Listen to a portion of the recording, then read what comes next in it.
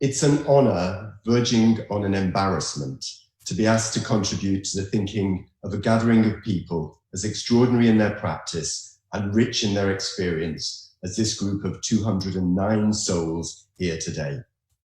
All the more so to be alongside such profound and influential practitioners as Jasmine Wahi and Marcus Faustini. With such a gathering of minds and of purpose, there are surely no limits on what can be done to reset our cultural landscape. We've all been very conscious in the past weeks and months of the structural inequalities and systemic injustices that are embedded in the practices and organisations through which culture in the UK is publicly delivered.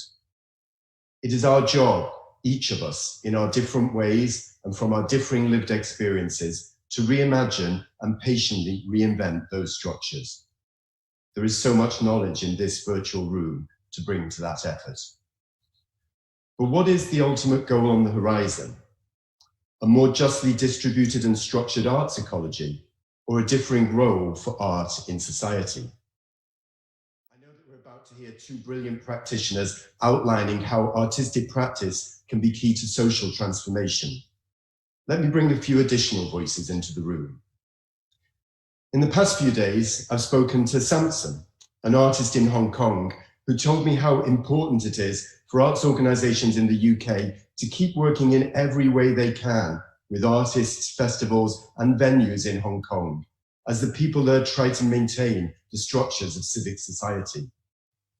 I met with JK, a director in the Philippines, whose company is creating work which rehearses the international trial for extrajudicial killings that they hope their current president will soon face.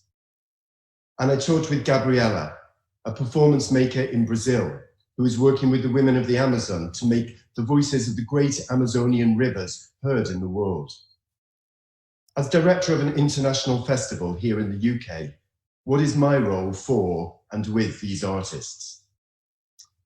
I've also met with Dewinda, a brilliant up-and-coming artist in the Midlands, who spent much of the pandemic as a full-time carer for her mother and is feeling intimidated by how much others seem to have achieved on social media. I talked with Yandas, a young dancer and theatre maker based in Manchester, who feels 2 years after graduating that all the structures and pathways for her to grow as an artist have disappeared. And I heard from Christian, a cross-media artist who's questioning the platforms and possibilities for his work as a young gay black artist in the wake of George Floyd's murder.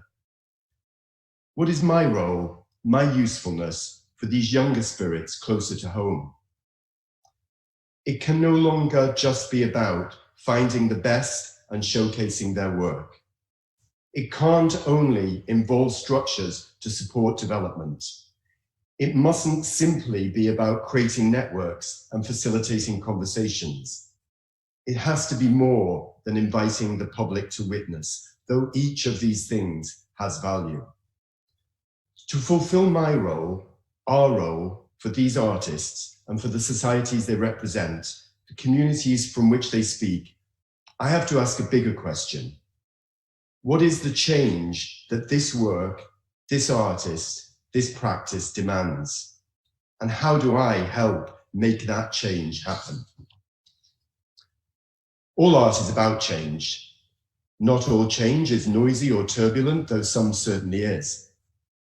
Change can involve a new sense of peace, a subtlety of perception, the joy of revelation, the formation of community. But at the moment, much of cultural structure neutralizes change. By placing all art on the same walls, in the same time slots, in the same darkened rooms, we equate and, yes, commodify.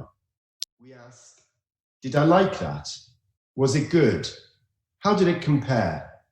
When we need to be asking, how am I changed by this encounter?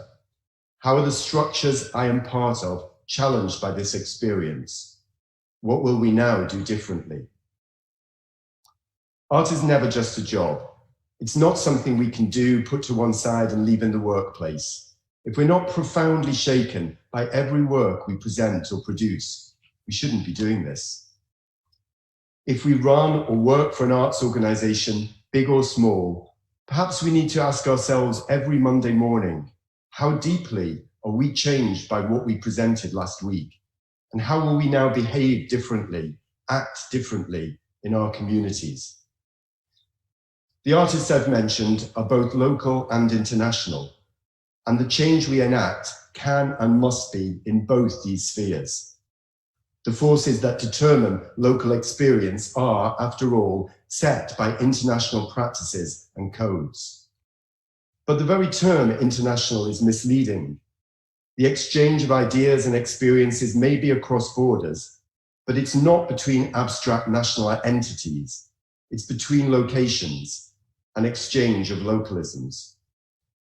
An exchange of localisms enacting change. This is the opportunity we have, partly discovered in the quiet conversations and global movements of these pandemic times. I'd like to finish with a few lines from a poem about lockdown, written by my friend, the great African-American poet, Patricia Spears Jones. Self-isolation. Quarantine permits the asking of basic questions. What will together feel like? Who will teach touch? What are we to make of our bodies vulnerable to sharing that which is not seen, not heard, not felt, until it is?